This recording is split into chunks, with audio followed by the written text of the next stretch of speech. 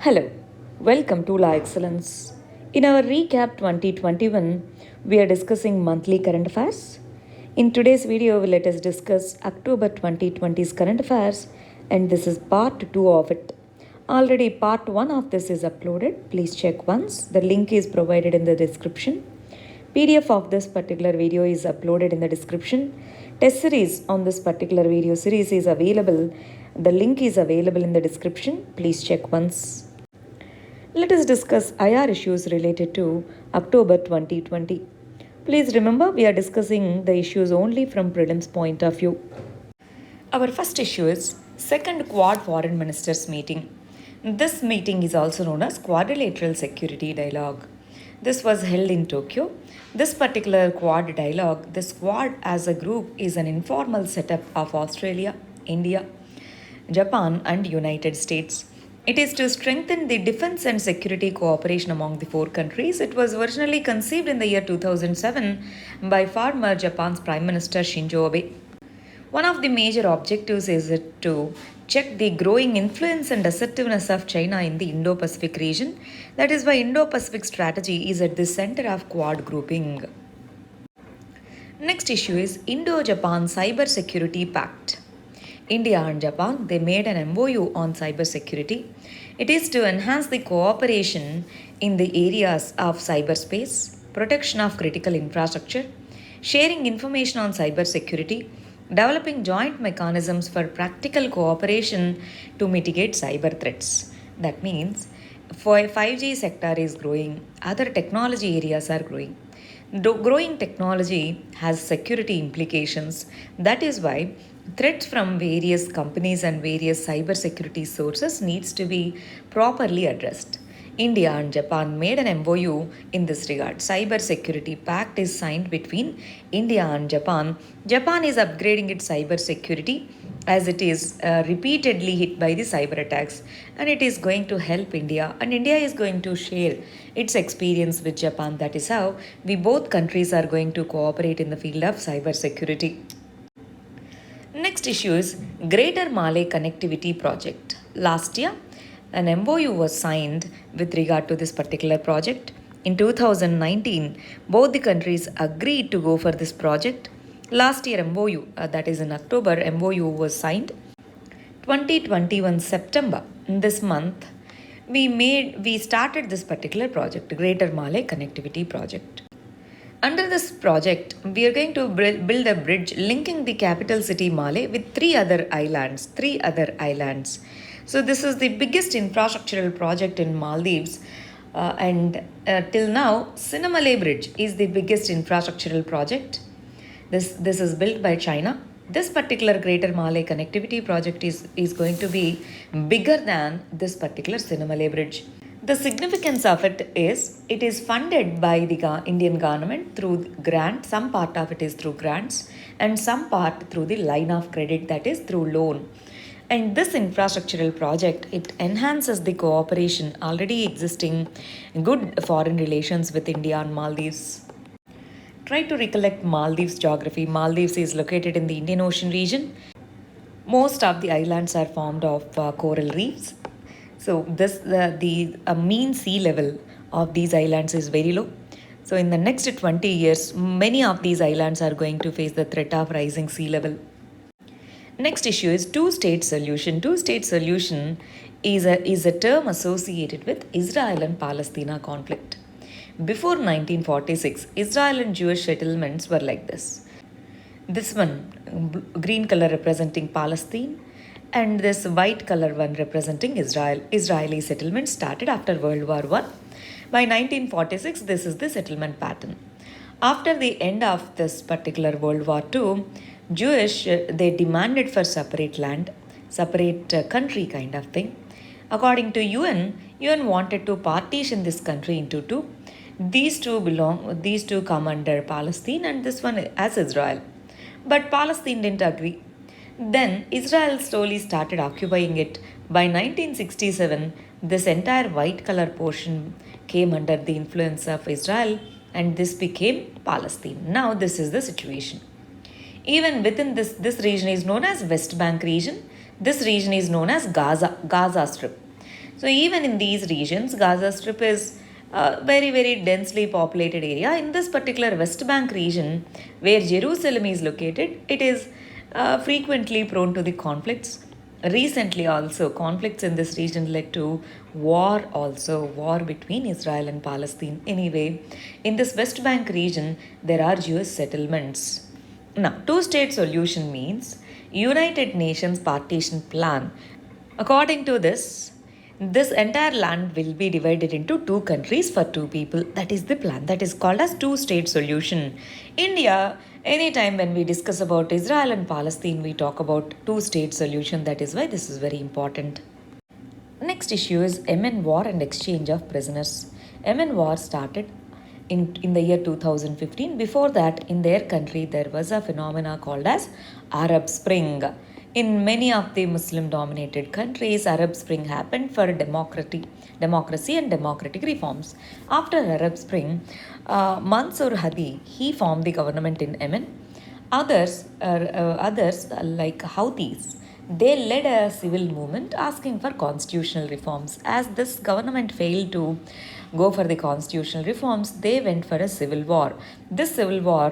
Because of this civil war, Mr. Hadi fled to Saudi Arabia in the year 2015. After that, Saudi came to the war in Yemen. The Houthis are majorly Shia rebels. Shias are supported by Iran. Now, this war became a proxy war between Iran and Saudi Arabia. Saudi Arabia is supported by various intelligence agencies of USA, UK, France. Now, this particular Houthi rebels are fighting with the support of Iran and Mr. Hadi, he is trying to restore his power in Yemen with the help of Saudi Arabia and other countries. Because of this war is still going on.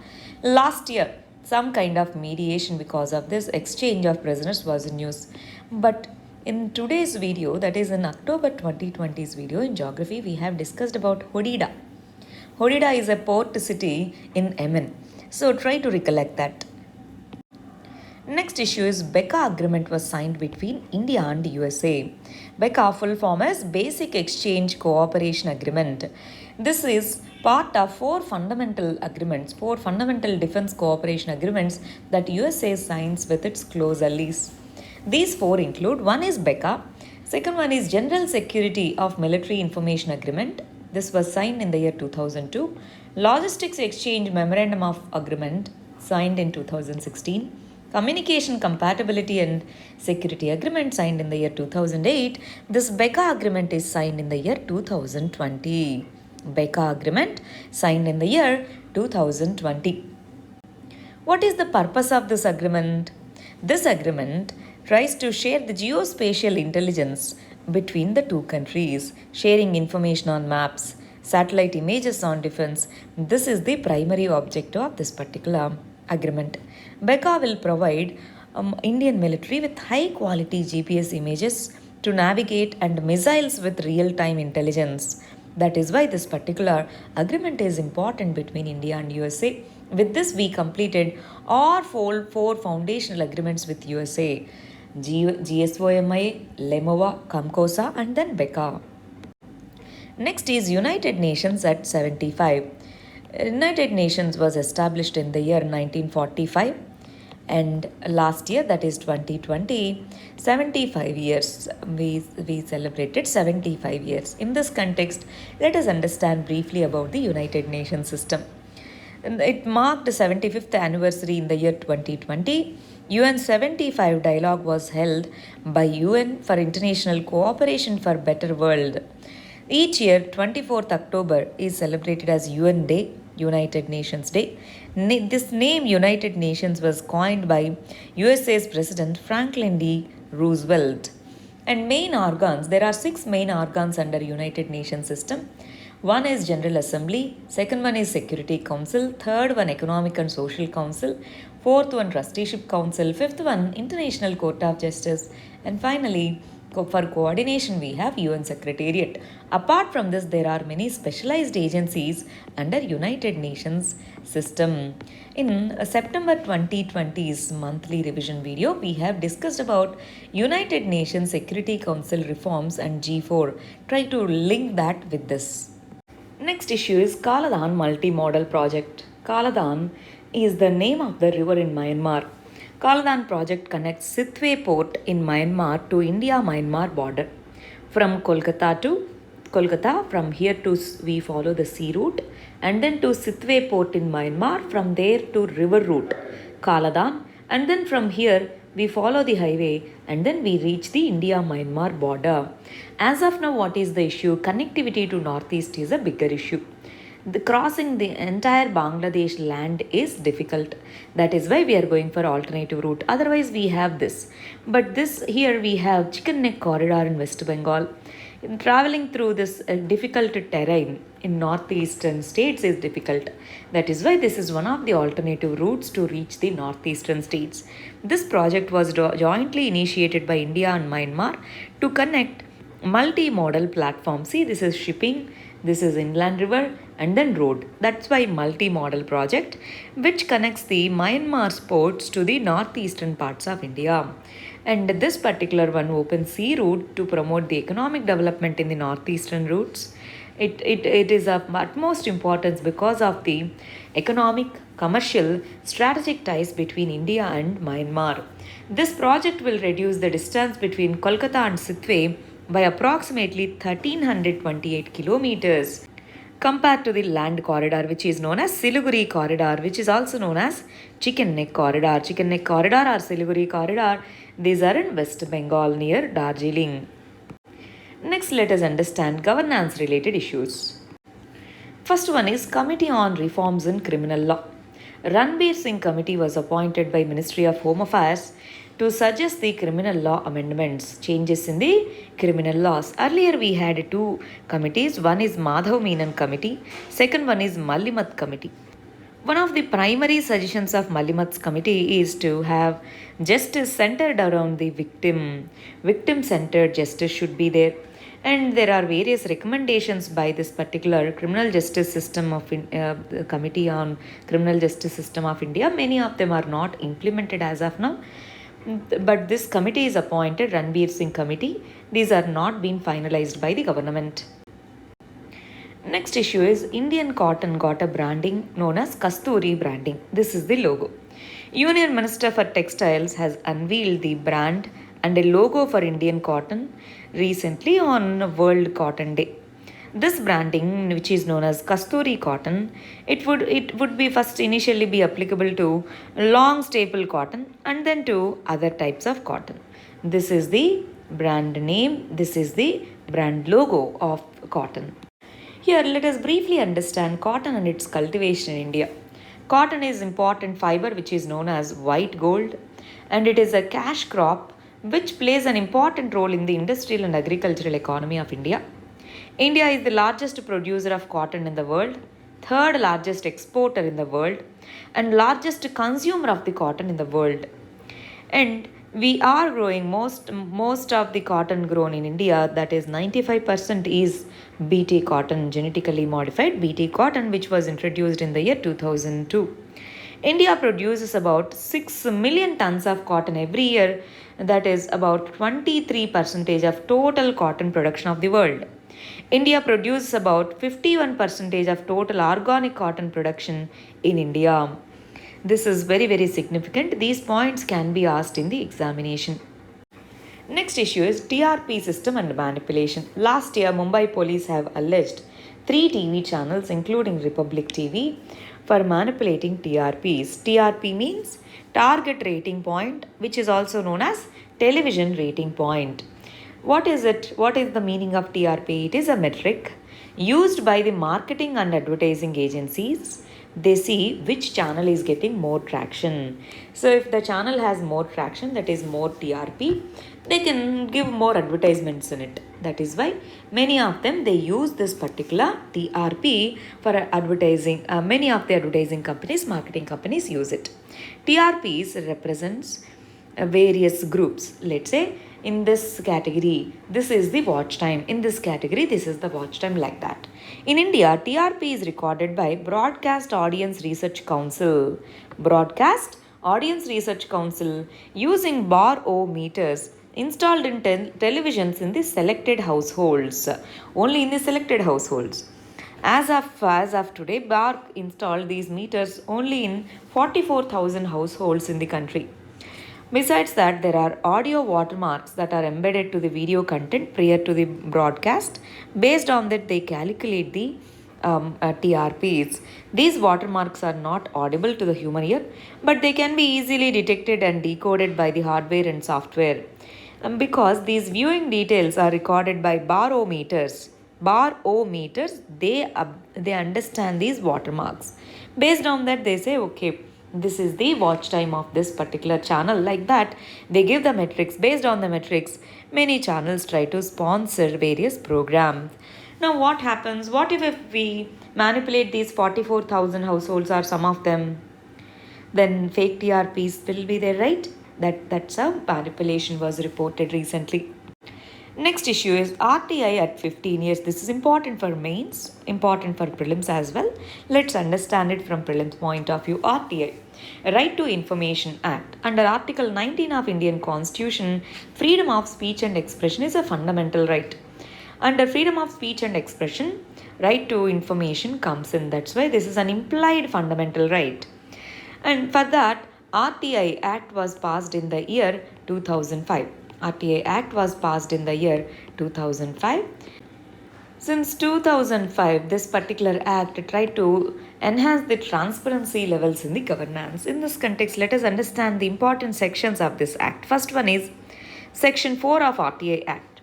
This particular section requires suo motu disclosure. Suo motu disclosure of information by the public authority.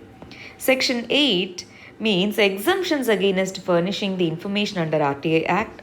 Section 8.2 provides disclosure of information exempted under Official Secrets Act if there is public interest that is served. Section 8.2h says who is a public authority. Only public authority and related information will be shared. So Section 8.2 defines who is public authority. And under RTI, we have two important institutions. One is CIC, two is SIC. CIC, SIC, these are the two bodies which take up the complaints from the individuals. Once we file a RTI petition with public information officer, if the person rejects or if we are not satisfied with the information given, we can move to SIC or CIC, Central Information Commission and State Information Commission. So it's been 15 years, 2005 to 2020. Next issue is Global Hunger Index.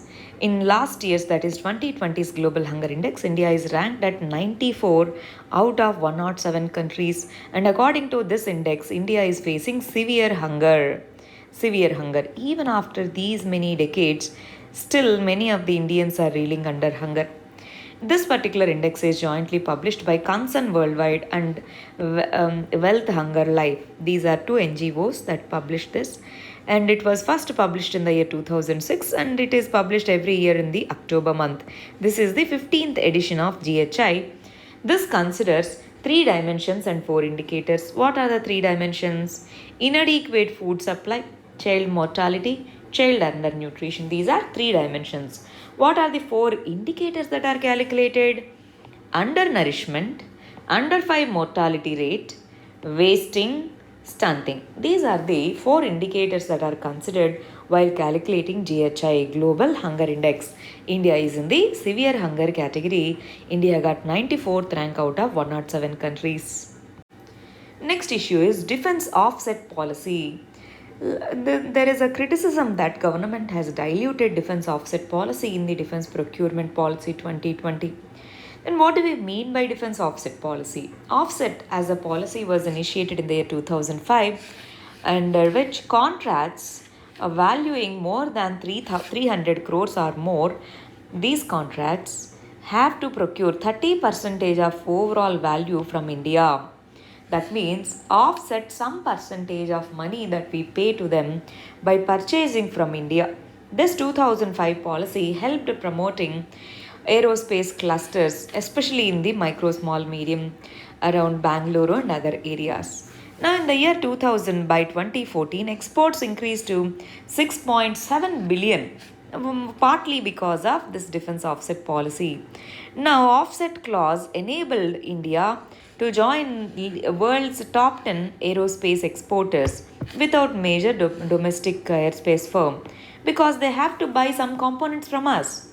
Foreign manufacturer has to purchase some part of total amount that we are paying to them from India.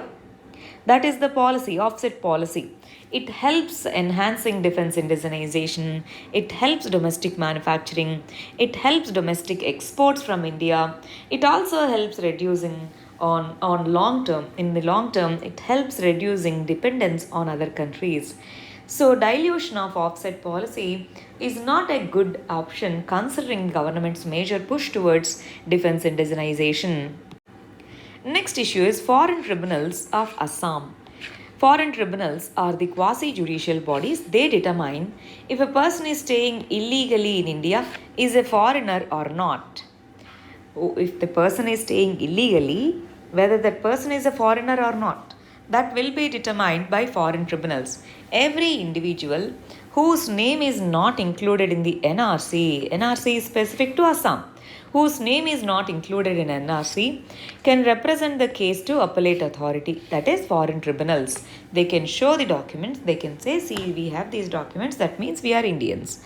So Assam has set up these foreign tribunals specifically to handle 19 lakh people who are left out of NRC, National Registry of Citizens. Under the provisions of Foreigners Act 1946 and Foreigners Tribunals Order 1964, these foreign tribunals declares a person as a foreigner or not. Assam Police Border Organization, APBO, it is a wing under state police.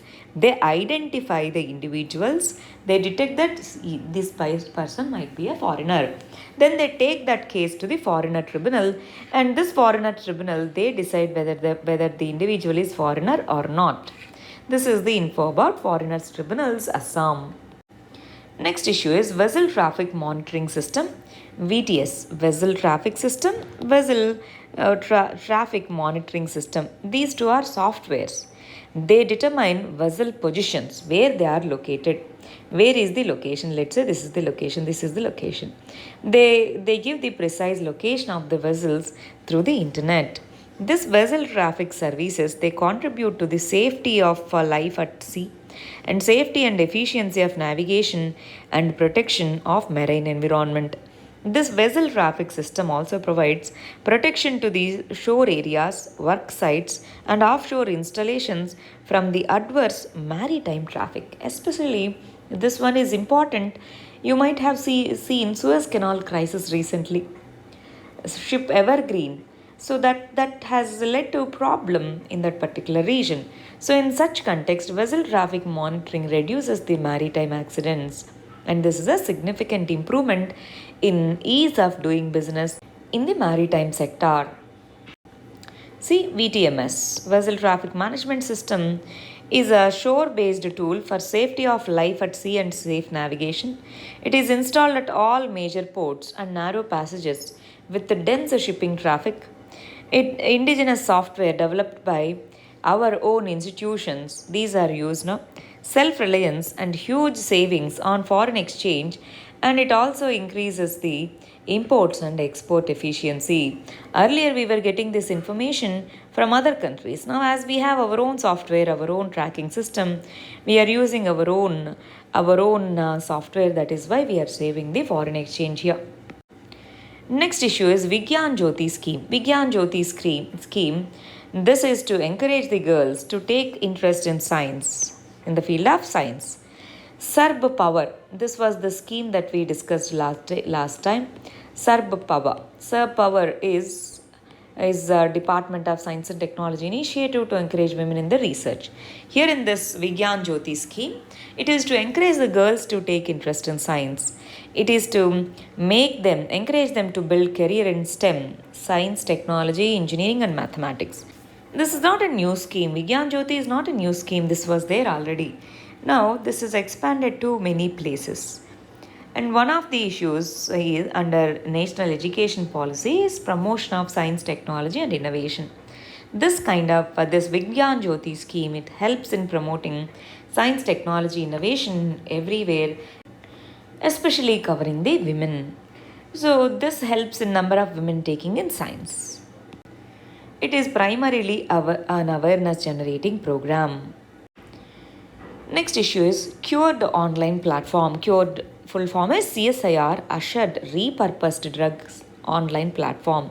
Repurposed drugs means these drugs are developed for some purpose, but now because of emergency, these are used on other to treat other diseases also. That means we are repurposing this drug. The drug discovery was for other purpose.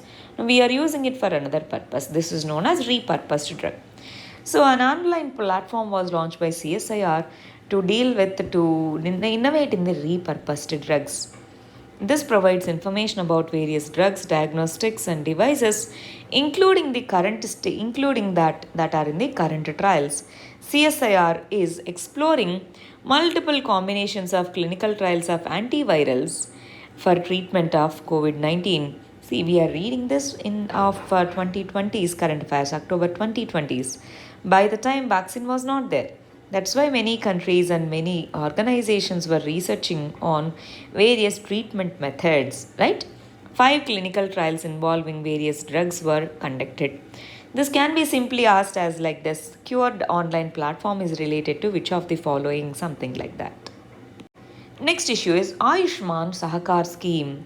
Ministry of State for Agriculture launched Ayushman Sahakar Scheme. It is to assist the cooperatives which play an important role in the healthcare sector. Cooperatives that play an important role in the healthcare infrastructure sector. See, we need a comprehensive approach with regard to healthcare. Hospitals, healthcare, medical education, nursing, paramedical education, health insurance. So everything should be integrated. Under the scheme, as per the National Health Policy 2017, health system related components, investments in health, organizations of healthcare services, access to technologies, development to human resources, encouragement of medical pluralism, these all things will be promoted. And this is in line with the National Digital Health Mission. It brings the transformation in the rural areas which lacks the access to human resources. In September 2020's video, we have discussed about National Digital Health Mission. That's a comprehensive ICT tool. Here we are talking about comprehensive tool for healthcare. Cooperatives will be increased in the healthcare infrastructure. Next issue is STARS program. STARS full form is Strengthening Teaching, Learning and Results of States Project. STARS project. This is to improve the quality of school education in 6 Indian states including Himachal Pradesh, Kerala, Madhya Pradesh, Maharashtra, Odisha. Funding is done by, as it is centrally sponsored program, funding is done by center and states and some part would be by the World Bank. This is implemented under Samagra Shiksha Abhiyan. Important. Samagra Shiksha Abhiyan is the umbrella scheme for the school education. Under this, STARS program would be implemented. It focuses on delivery of educational services at the state level, district level, sub-district level by providing local solutions for the school improvements. Second one, it improves the learning assessment systems, strengthens the classroom instructions, remediation of the students, facilitates school to work transition, etc. And it addresses the learning outcome challenges. It's not attending the classes, it's learning the things, yes or no? So learning outcome challenges would be addressed under STARS program. Strengthening teaching, learning and results for the states project is known as STARS project. It was brought in under Samagra Shiksha Abhiyan. Next one is Net Zero Energy Buildings Scheme. Indian Green Buildings Council IGBC has come out with Net Zero Energy Buildings rating system, important rating system, in collaboration with World Green Building Council and United States Agency for International Development. So with these two, our Indian Green Buildings Council has come up with Net Zero Energy Building Rating System. Net Zero Energy rating is, that means it uses renewable energy to produce as much energy as it uses. So homes with other structures that create energy as much as it consumes is known as net zero energy building. It is possible with the use of renewable energy. Net zero energy building starts with energy conscious designs. Now, in India, Indian Green Building Council, it has come up with net zero energy building rating system. Next issue is Teach for Tribals initiative. Teach for Tribals program, it aims at holistic development of tribals with the focus on entrepreneurship development. Understand this. It's not for school children. Its focus is on entrepreneurship development, developing soft skills, IT skills, business development through Vandhan Vikas Kendras. Very, very important. Vandhan Vikas Kendras. The beneficiaries would undergo 30 days program over 6 weeks comprising 120 sessions.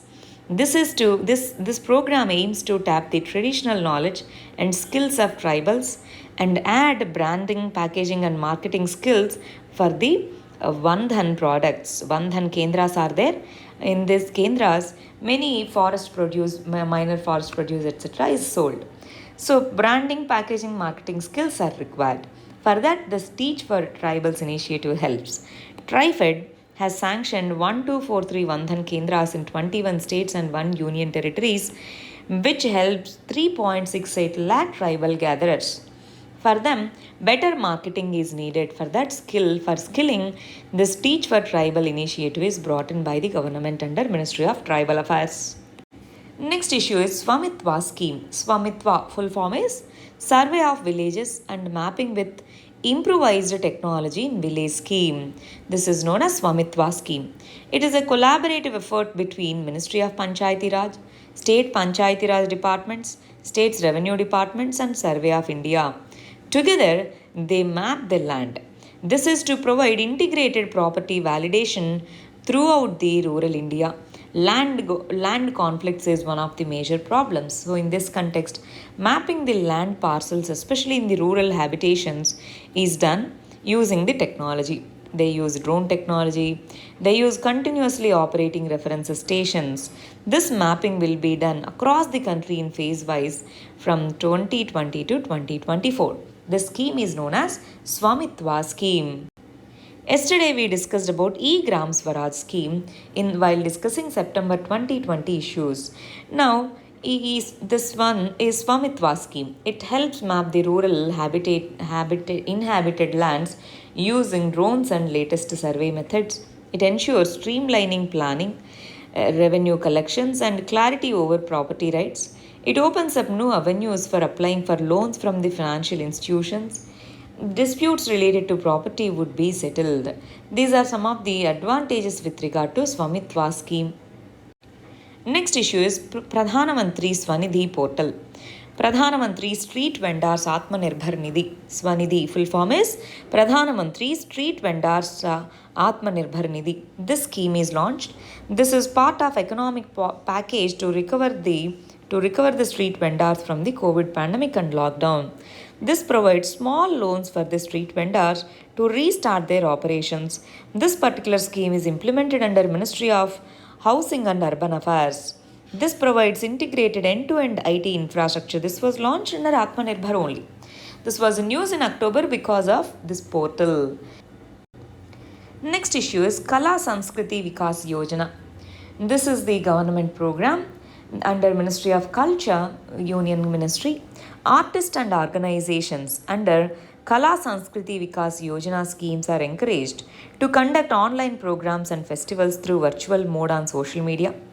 Expenditure on activities would be reflected using utilization certificates. Repository grant would be provided for the training of artists. National presence in various cultural programs and national programs would be promoted. Cultural function and production grant would be provided. And then Himalayan heritage, Buddhist Tibetan heritage, scholarship and fellowship. These are some of the components for holding the cultural events and activities in the virtual mode. For that, Kala Sanskriti Vikas Yojana was started by Ministry of Culture under Government of India. Next issue is Integrity Pact of CVC. CVC means Central Vigilance Commission. This is a statutory body. Now, what do we mean by Integrity Pact? Integrity Pact is a kind of contract between the buyer and seller. bidder and seller, and the government officials.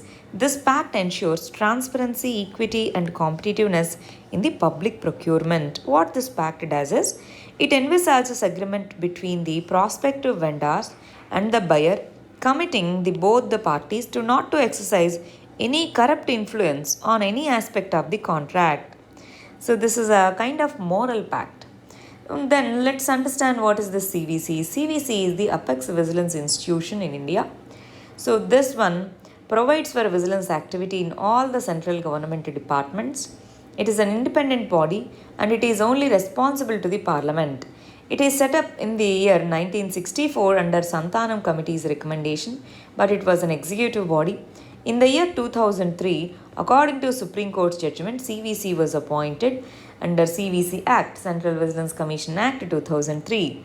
This one, Central Vigilance Commission has a separate officer in each central government department.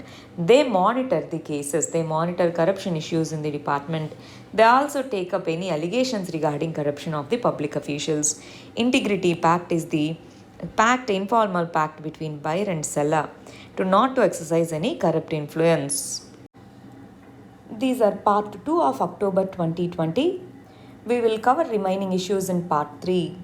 Thank you very much. All the very best.